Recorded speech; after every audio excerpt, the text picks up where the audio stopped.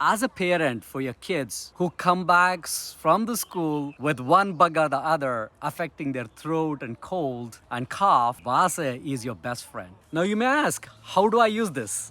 It is simple. You get the powder from the leaves that has been shade dried and powdered, and this powder can be mixed with honey and taken, or you can make a tea and take it as a shot.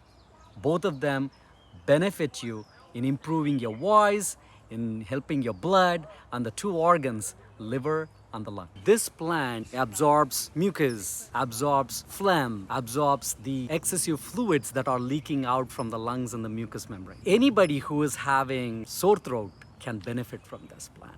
At Atreya, we have organic Vasa powder. This powder has been carefully curated, shade-dried leaves of Vasa. Another amazing blend that I have done is Breathe Healthy, which has Vasa in it, which can benefit somebody who is suffering from occasional cough and sore throat.